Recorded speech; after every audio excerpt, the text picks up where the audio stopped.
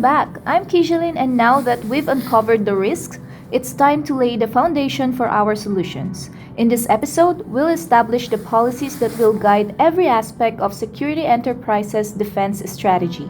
Shivam, let's start with network security.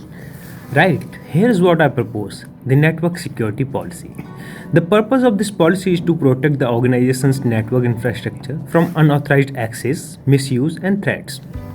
This policy applies to all employees, contractors, third parties, and devices accessing the organization's network. Here are the details of the network security policy. First, enforce role based access control to restrict access based on the job responsibilities and implement network access control to verify the security posture of device before allowing them onto the network. The second one is to use network generational firewalls for deep packet inspection and deploy intrusion detection and prevention system IDPs for another detections. Also, the company should conduct a continuous monitoring using SIEM to detect and respond to suspicious activities. Third, we can apply micro segmentation to isolate critical system and limit lateral movements. It should also authenticate every access attempt using multi-factor authentication. And the last, we can disable unnecessary ports and service and regularly update firmware and software on network devices. Okay, now for data protection, we need a data protection policy. The purpose of this policy is to ensure sensitive data is securely stored, transmitted, and processed, preventing unauthorized access, loss, or leakage. This also applies to all sensitive, confidential, and regulated data, regardless of format or storage location.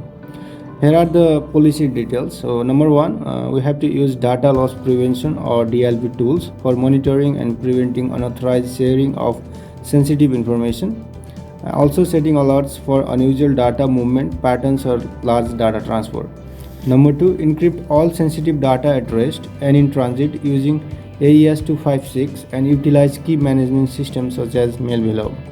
Number three, enforce the principle of least privilege for data access and require approval of flows for access to sensitive data.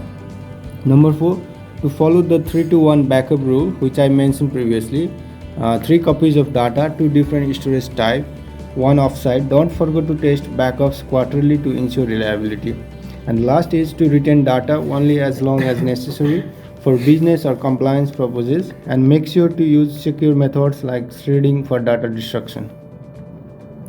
On top of data protection policy, a policy for endpoint security will increase the protection. Obviously, the policy is in place to protect endpoints from malware and unauthorized access, which applies to all company devices and employee owned devices accessing company resources. The policy requires to implement a centralized patch management to ensure devices are updated.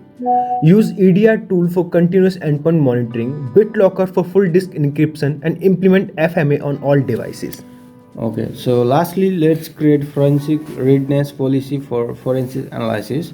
The objective of this policy is to ensure the organization is prepared to detect, investigate, and respond to security incidents while preserving evidence for legal or regulatory purposes.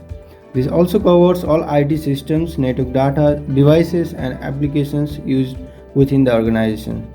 Here are the details. So, number one, enable detailed logging across all systems, including firewalls, servers, and endpoints, and ensure logs include timestamps and source IPs for chain of evidence preservation. Number two is to establish a secure repository for storing digital evidence and maintain a chain of custody log for all evidence collected.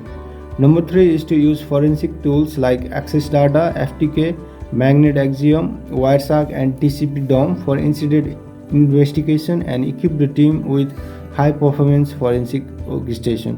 Number four is for the incident response preparation.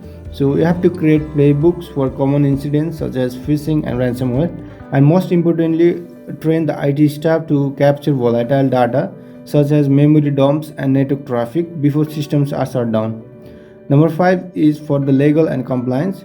We have to ensure evidence collection methods align with legal and regulatory requirements and retain evidence for the duration specified by legal obligations like General Data Protection Regulation and Health Insurance Portability and Accountability Act. And lastly, we have to conduct biannual mock investigations to test forensic capabilities and simulate incidents requiring rapid evidence collection and analysis. Great work, team! These policies are a critical step toward addressing the vulnerabilities we identified earlier. Policies are just the beginning. In our next episode, let's dive into actionable solutions that transform strategies into reality.